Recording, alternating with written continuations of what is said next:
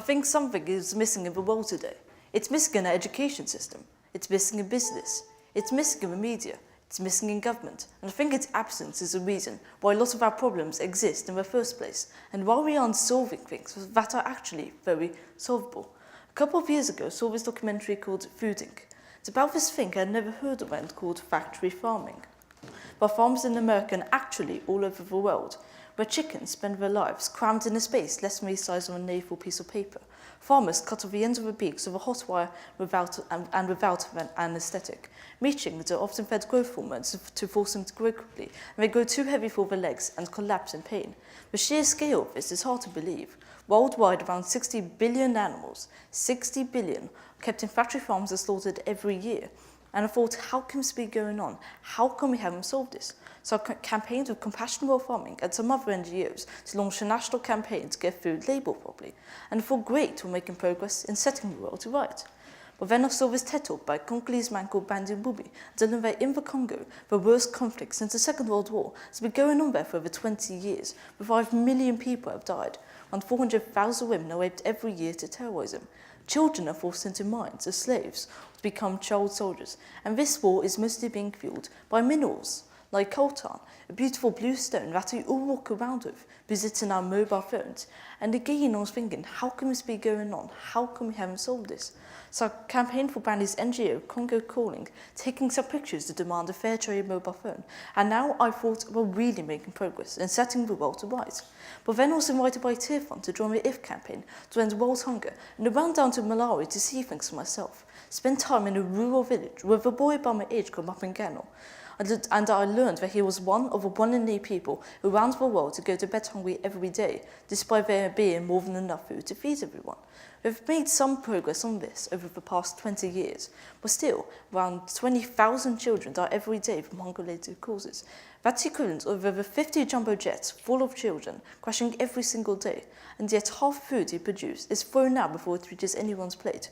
By now, I was thinking, okay, so factory farming, conflict minerals, and hunger are 3 huge problems. Each one of them, just by itself, causes enormous suffering, but there is so much more suffering, and I started typing out all the issues I could think of.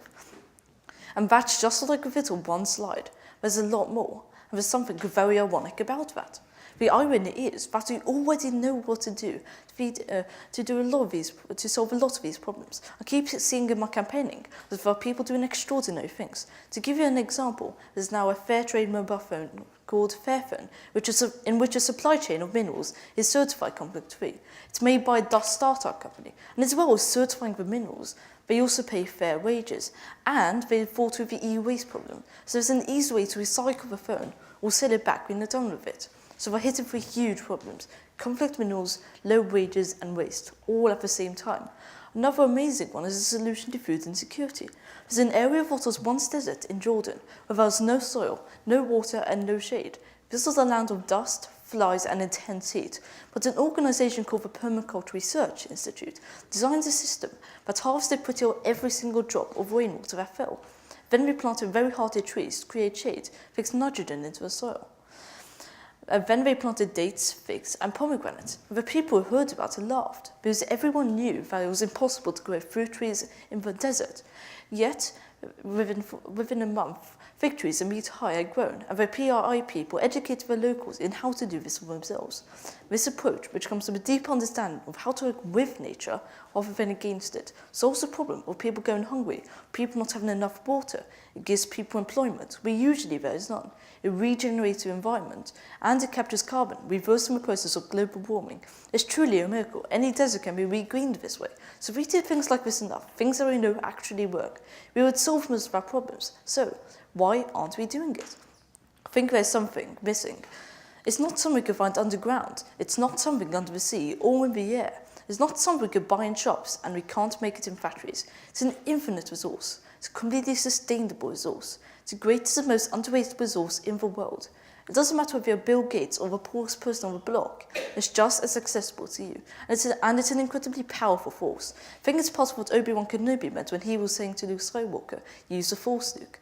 It's something we could see, but not with our eyes. It's something we need for our personal lives to work, for us to have self-esteem and happiness, for our relationships to work. It's somewhere in this room. If there's a 4-letter word that describes it, The word itself is deep, and each letter stands for something, so that's a lot of meaning for a 4-letter word. Let's take the first letter. There's an incredible power in taking a stand in something important. By taking that stand, we have the power to withstand whatever is thrown at us.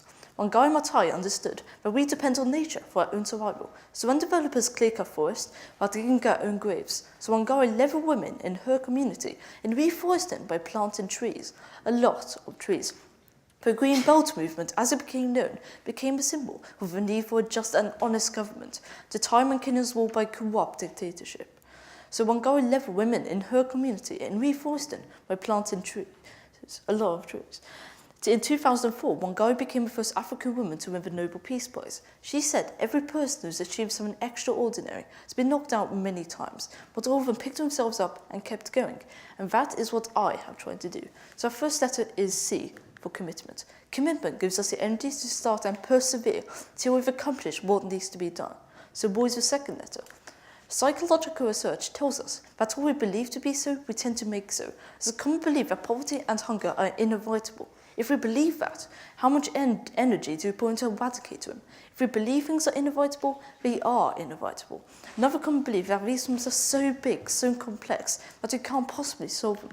Once upon a time, many people thought it was a way too big a challenge to land men on the moon and bring them back safely. Another common belief is that these problems are too expensive. We don't have the money to solve these problems. This shows the total estimated cost of solving all the Millennium Development Goals, which includes eradicating extreme poverty and hunger, and achieving universal primary education, and combating HIV, AIDS, and malaria. All of the MDGs together would have cost just 1/5 of global military spending in that year. Jeremy Gilly started with an idea of one day every year to be set aside for peace, and many people thought that was impossible, that people would never stop fighting. Starting from a belief that it was possible, Jeremy built awareness of Peace Day, 21st of September, and in 2007, for the first time in Afghanistan, for the first time in 30 years, in one of the most complex and violent places in the world, where the warlords deeply mistrust each other and the UN, fighting stopped. The UN went in and immunized 1.4 million children from polio, which had been sweeping the country. With awareness of our beliefs, we could sweep away those which disempower us, and instead create beliefs of limitless possibilities. That's the way we can make the impossible reality. So our second letter is A for awareness.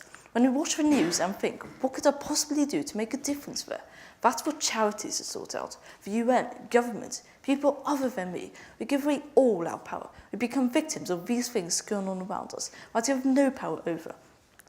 Erin Brockovich was a woman with no formal legal training who discovered that the Pacific Gas and Electric Company had poisoned people's drinking water and was covering it up so that they didn't have to pay people's medical bills for the cancers they contracted. She could easily have thought, well, I'm not a lawyer, so I'll just leave this, let lawyers sort this out. But she knew a terrible injustice was being done and chose to see that justice was being done. And because of her doing that, the local people there won the biggest direct action settlement in American legal history. So our third letter is R, responsibility. Empathy is seeing with the eyes of another, feeling with the ears of another, and feeling with the heart of another. Someone who empathized a lot was a 12-year-old boy called Craig Kilberger. One day he read in the newspapers about his boy in Pakistan who had been sold into slavery when he was 4 years old, spent 18 hours a day chained to a carpet bathing him. He had escaped and told his story to journalists, and for that he was hunted down and murdered. Craig was not a popular guy at school. He spoke with his speech impediment, so that he couldn't say his own name properly. Yet, he rallied his classmates and started what became Free the Children. It's a global organisation with 2.3 million children, dedicated to changing the world for the better. That's the power of empathy, relating to others' pain and suffering, rather than being cut off and indifferent. Imagine we could bring a revolution in care to our education. What difference does that make to kids and how our lives turn out? Imagine we could bring a revolution in care to our businesses so that we ask vital questions like, does this product of ours generally serve people's well-being? Is it generally free of harmful side effects?